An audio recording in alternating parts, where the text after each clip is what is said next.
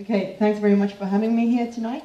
I think the introduction was pretty long, so I'm not so sure if I actually need to tell so much about myself, but maybe I will just start off with that, because maybe it might sound a bit confusing. How does somebody from investment banking actually land here talking about startup life and business angeling, as you nicely put it, Lani? It sounds actually pretty cool like that. So maybe a couple of words about myself anyway. So I have been the past 8 years in investment banking, that's right. But before that, I was actually, both during my studies and a bit after that, I was working as a programmer in a couple of startups, and also through my back then own company, which is one of these success stories which are still waiting for the success. But so that was that, and then by accident I just landed in the banking world, and it sort of took over, and it was a nice period of life. It took me out of Finland to Copenhagen first, and then kind of back, and then to Stockholm, and then eventually to London. And as is quite typical to actually quite many females, then at some point what happens is that you maybe have a child, and then the child changes a couple of things in your life, and what my child changed with me a year ago, more or less exactly, he will turn a year in, well, next Monday actually.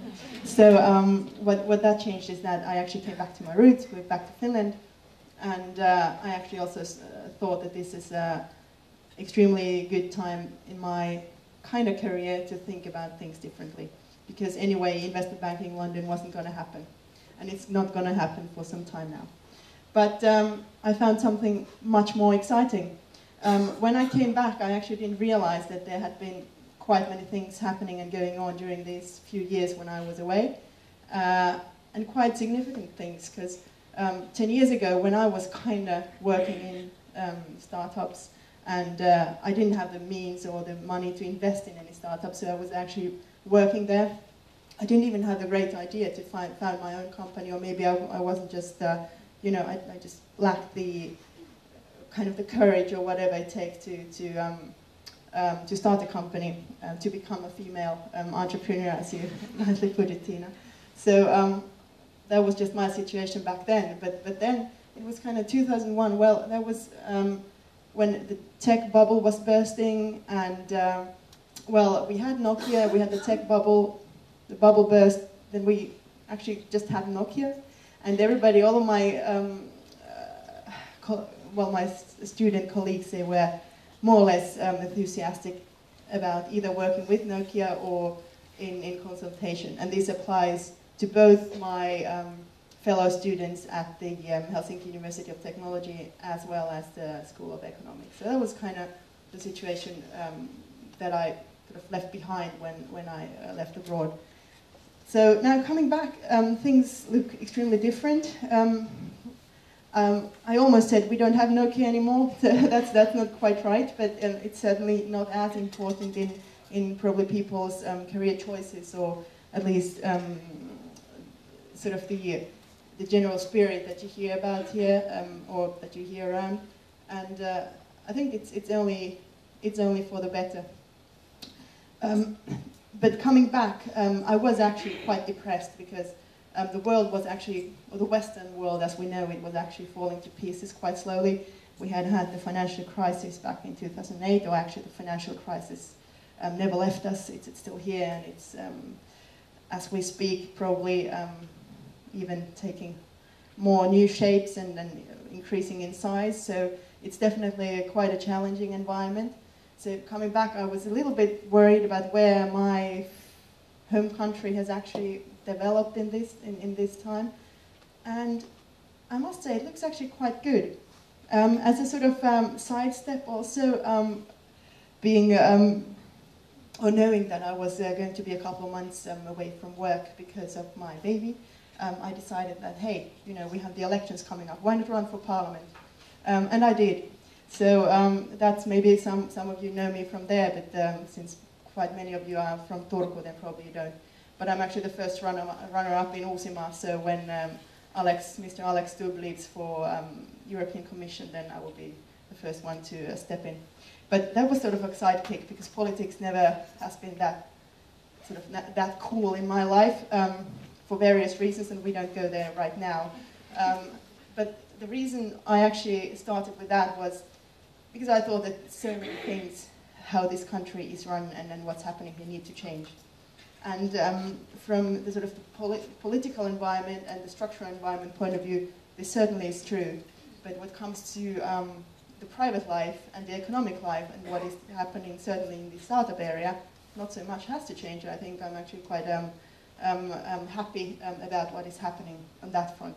And that was the other thing that I started doing last year. So actually, when it comes to business angeling, I love the word, I'm actually not that extremely experienced because I have been doing that only for a year. But as we will find out, and I only have a couple of slides about this, and these are more or less a courtesy from the Fiban network, which is the Finnish business angel network. So I'm actually not that alone in that area. So quite many of the Finnish business angels, they haven't been around for too many years. They have been doing it for some time, and actually quite many of them haven't been investing in more than 5 companies. So very much I'm a typical business angel in that sense. But let's dig into that. So that was sort of my background in a few minutes. But now, after Tina's presentation, it's very difficult to sound enthusiastic or, you know, energetic or anything in that direction. So I will just bore you with some stats quite openly. Just quickly walking through about what business angel investing actually is, or what is a business angel. I think what comes to the last bullet point, that kind of sums it up quite nicely. So if you think about investors in general, then business angels are a sort of a subgroup of investors. Investors typically, well, it can be, you know, from your grandma putting her pension money into a structured product, or a large pension fund trying to figure out how to, you know, take their money out of Greece and put it somewhere safe. So down to private individuals who have some extra means, who are maybe not that willing to put it just or only into the stock market or you know, your pension scheme or whatever, but are actually interested in developing the culture as such as well. So business angels typically invest their own money. That's the main difference also to my previous life when I was in investment banking. That typically is about someone else's money and not your own. So that is the first rule. You need to, of course, have some sort of money that you put out there, because typically the payout horizon or the payoff horizon of a startup isn't, you know, 3 months or 6 months, but it can be more like 3 years, 6 years. Actually, the statistics say that only 10% of the startups really kind of at some point in their life really succeed in a way that you get a, you know, real payoff, which can be more than what you would get in normal just listed share prices or stocks. So that's it. So the payoff as such isn't the reason that you put your money into it. So it's more about, you know, putting also your effort. And the main reason, and this is talking with Lani also just a few minutes ago before this event, she was interested in asking how this differs from sponsoring. Well, it differs from sponsoring in a quite important way. And the way is that I never thought, and this was also when I was, you know, 19 years old or 20 years old and working for a small startup. I never thought that if I get, you know, money for free, then I will be more efficient, or I will come up with this perfect idea for a company or something like that. It just doesn't work like that. If you get money from somebody, then you need to put that money to work.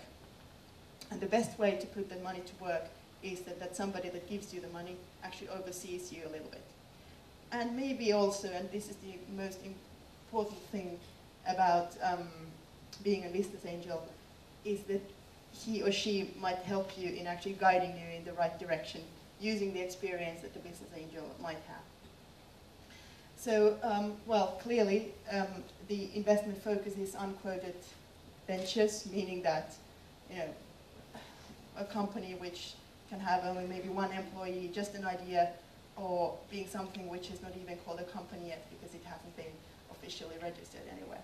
So the forms of doing business angel investing are very varied, and there isn't like a single way of doing it. And also, especially in Finland, since this whole field and this entire sort of investment community is fairly fresh, as is the current startup community as well, there aren't any sort of official guidelines of how things are done. This is probably too small for anyone to actually see what is on there. But typically a startup evolves like this, that you start somewhere with zero revenue or negative revenue. Typically you start with zero because you don't have any operations, you don't have anything, and you don't even have the courage to you know, take any salary from what you're at, or take any salary for what you're doing. After that, you actually start evolving the company. You maybe get some money from, well, what is typically called the first round of you know, fools, family, and friends. So, or actually the order is typically the other way around: family, friends, and fools. So that's that time. And after that first round, where you also might invest your own money if you have some, then you might be able to attract some business angels who actually come in at a very, very early stage, at a very risky stage, and that can be before or after this valley of death, or actually within the valley of death, if you have somebody who is really courageous and who wants to come in at the stage where everything looks extremely messy, and you know, you might be losing money every week or every day even, and somebody comes in that, you know, I believe in you, let's make this a global success. So the valley of death, probably everybody has talked about or has heard about, but that's something that we shouldn't focus too much on. It's nothing. Well, it's got something to do with being female as well, but I think it's very much to do also with being Finnish. So that's one thing. But at one point, your company, and I believe for everyone who has a startup here, with the effort that also Lara is making at the entire community here, everybody will break even at some point. And after that, you start growing. But at some point, your business grows so large that you won't be able to fund your next growth phase with anyone's private money anymore, because then we're talking about several hundreds of thousands, or even several millions, or even tens of millions of sorry, dollars or euros. So at that stage, actually, venture capitalists come in. But the good thing with having a solid business angel network, or actually having chosen good business angels to invest in your company, and I really say chosen, is that those might actually help you in finding venture capital for your company at a stage where it is actually extremely crucial to get more money in. Yeah, clearly after this sort of the what is typically called the Series A, or even the several series after that, then you know, you might be considering selling your company, doing an IPO, or selling it to a large investor who wants to have a majority stake in it, whatever comes next. But typically, the most challenging part of starting a startup and having actually the means to run your business is at the very beginning, so the first 0 to, what would I say, 36 months. A typical angel investor, I think mad money is a good word. It's not about throwing good money at bad money, like we're doing with Greece and Portugal and the likes at the moment. But it's about mad money. As I said, it's you know, business angels are the ones who come after family, friends, and those are the kind of the fools, because the payout horizon is not known. You know, you don't ever know if you're going to get any payout. But the good thing is that in comparison with, say, investing in I don't know, Apple, you can't actually just go there and talk to, you know, the management that this is what you should be doing. But with a startup, you typically have a chance to do that, and that is even required to do. And previously, I said that you actually need to choose the business angels you take in, and that's very true. very early stage it might sound like, well, any money that comes my way, I will just accept it. And kind of, yeah, I mean, of course, nobody should be too picky. But if you really have a good idea, and you really believe in it, and you are, yourself and your team are going to put all of the effort there is into it, then don't sell it too easily. Just, you know, interview business angels like you would interview new employees. Do that.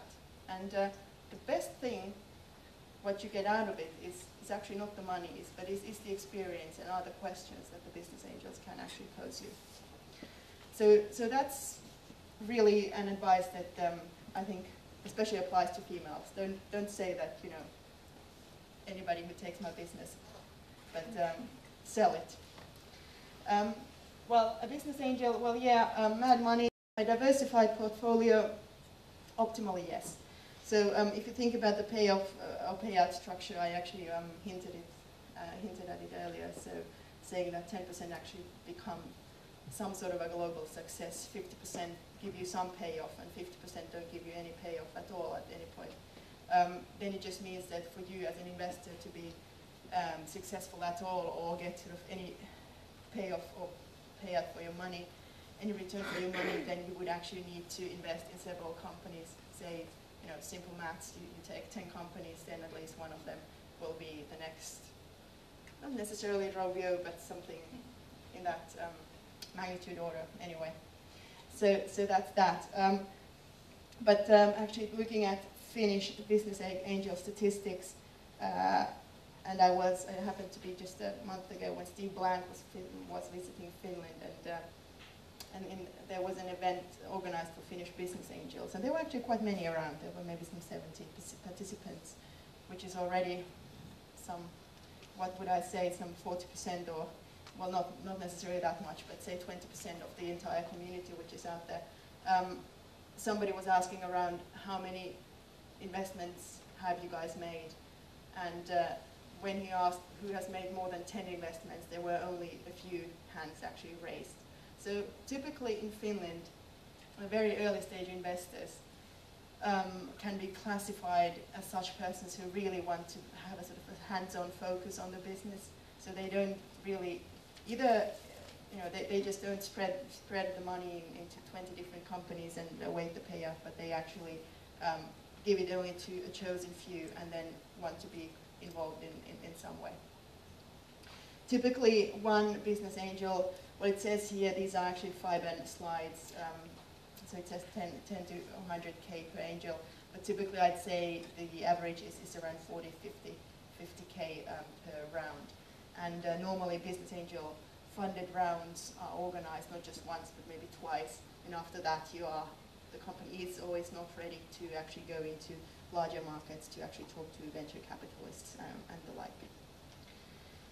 Business angel roles, as I said, is actually very good for a business angel to keep a close eye on the investment. It not just benefits the business angel, but it actually very much benefits the company as well. Because as I said, if somebody's actually looking after his own investment, his or her own investment, then he or she also typically wants to help you in whichever way to make your business a success. So typically a large investor might be best put to work as a board member, but then quite many companies and extremely many successful startup companies that I have talked to or where I'm involved in have some sort of advisory boards, which are very unofficial sort of boards, even if the word board is a bit maybe too official, but or a bit misleading. Have groups of people of sort of affiliates who sorry, my phone is summing here. Who want to help the company in some way. So you might, as a sort of a favor back, give them a little share, a tiny piece of your company, or whatever you agree. Some are also willing to do that for free. And clearly, some business angels, if they put money into, if they invest money into your company, then one way of just giving them a status is to have them as an official sort of, well, now I say the word official, even though I emphasize that it's not very official, but to have them, you know, run around with the title advisor around as well. So that helps, or that benefits you extremely well as well, because then the business angel can sort of officially, when talking to his contacts around in both the financing world, but also in the business world, talk about his role in your company. Some business angels are willing to also take some operational role. It might be, you know, some part-time, maybe half a day a week or something like that, just help you with some specific issue, which is maybe just for some limited amount of time, or which is just related to a specific problem.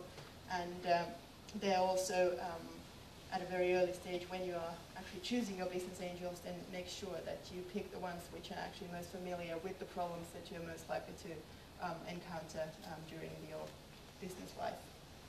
But there are also many passive investors. So, you know, passive money is also nice money, having said that. Passive money is good if you have few very active, maybe one or two very active business angels actually helping you out, tackling with all the day-to-day problems that you might have. Angels in Finland, as already said, the scene hasn't been around for too long. Well, there has been an organization founded in the 90s by Citra, which actually was more or less discontinued back in 2007. But right now there are actually 4 functioning business angel networks. And please just feel free to talk to any of these networks or be in contact with the representatives. They have different means of cooperating with the startups, and they actually do offer advice and a lot of knowledge also for free. And the best thing with these networks is clearly that you can make your own contacts and actually get to know business angels yourself.